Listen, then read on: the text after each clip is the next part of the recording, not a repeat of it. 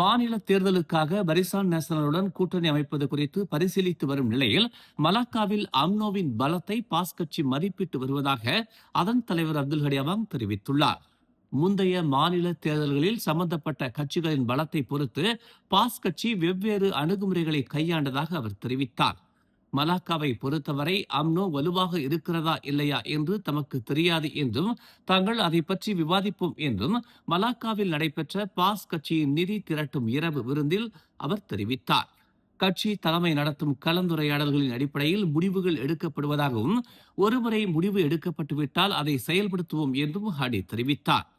Johor தேர்தலை அவர் உதாரணமாக குறிப்பிட்டார். அங்கு பெரிகாத்தா நேஷனல் போட்டியிடாத தொகுதிகளில் அம்னோ மற்றும் பிற பாரிசான் கட்சிகளுக்கு பாஸ் கட்சி உதவியது.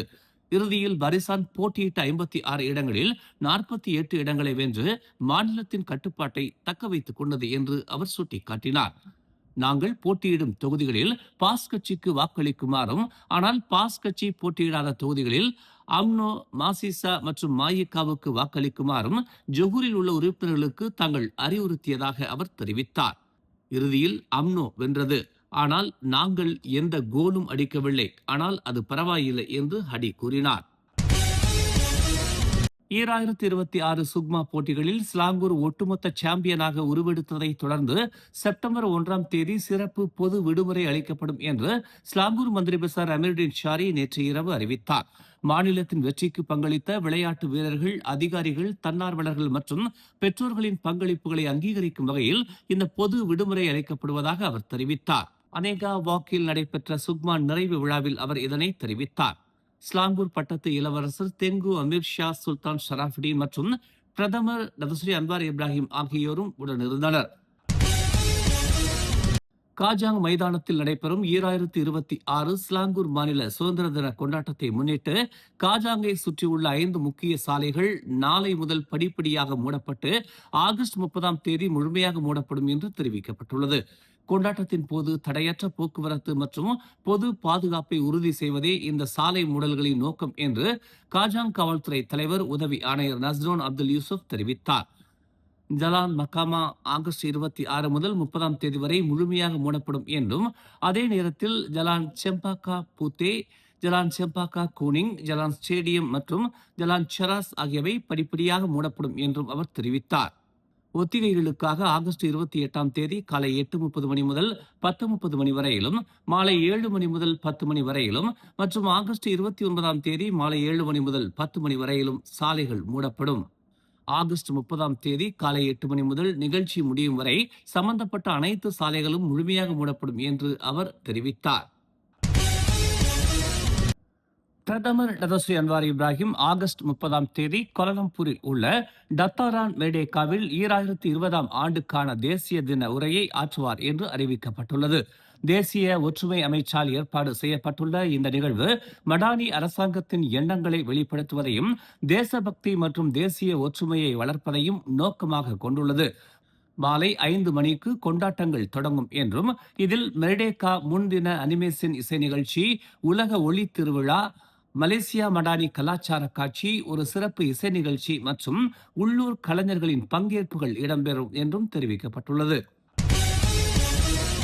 ஆகஸ்ட் 22ஆம் தேதி சுங்கையாராவில் உள்ள தனது வீட்டிலிருந்து புறப்பட்டதிலிருந்து காணாமல் போன 26 வயது கௌஃபா ஆசிரியரை கண்டுபிடிப்பதற்கு காவல்துறை பொதுமக்களின் உதவியை நாடியுள்ளது.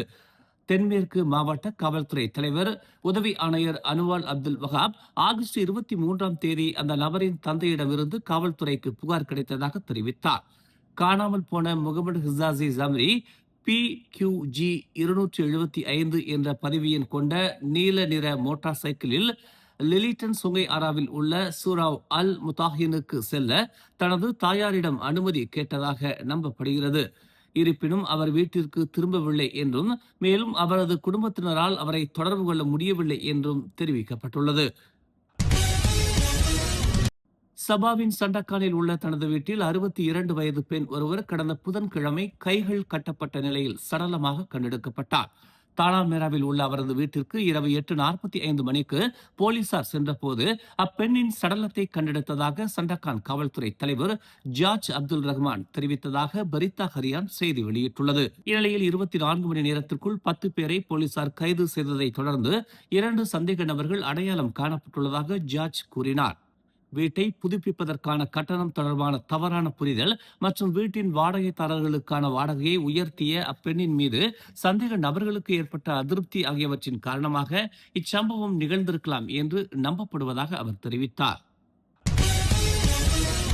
ஓம்ஸ் அறவாரியத்தின் ஆதரவில் மலர் டிவி வழங்கும் திரையிசை கண்ட இலக்கியம் 2026 போட்டியின் மாபெரும் இறுதிச் சுற்று வரும் ஆகஸ்ட் 29ஆம் தேதி பட்டாலிங் ஜெயா சிவிக் பல்நோக்கு அரங்கில் நண்பகல் 1 மணி முதல் இரவு 7 மணி வரை மிக பிரம்மாண்டமாக நடைபெற உள்ளது. 18 முதல் 25 வயதுக்கு உட்பட்டவர்கள் மற்றும் 26 வயதுக்கு மேலானவர்கள் என 2 பிரிவுகளாக இப்போட்டி நடைபெறுகிறது. திரையிசையில் விரவி கிடக்கும் இலக்கியத்தை நயம்பட உரைக்கும் வெற்றியாளர்களுக்கு முதல் பரிசு 5000 ரிங்கிட், இரண்டாவது பரிசு 3000 ரிங்கிட், மூன்றாவது பரிசு 1500 ரிங்கிட், மேலும் தங்கப் பதக்கமும் வழங்கப்படவிருக்கிறது. அதோடு நாட்டில் தொடர்ந்து தமிழ் தொண்டாற்றி வரும் பெருந்தகை ஒருவருக்கு சிறப்பு விருதும் தங்கப் பதக்கமும் வழங்கப்படவிருக்கிறது. திரையிசை இலக்கியம் பருக, அனைவரும் திரண்டு வருக. மேலும் செய்திகளை தெரிந்து கொள்ள தமிழ் மலர் இணையதளம், தமிழ் மலர் செயலி மற்றும் மலர் டிவி யூடியூப் சேனலை வலம் வாருங்கள். எங்களோடு இணைந்திருக்க மலர் டிவியை பதிவு செய்து கொள்ளுங்கள். உறவுகள் மகிழ்ந்திட விருப்பம் மற்றும் பகிர்வு சேவையை சொடுக்கிடுங்கள்.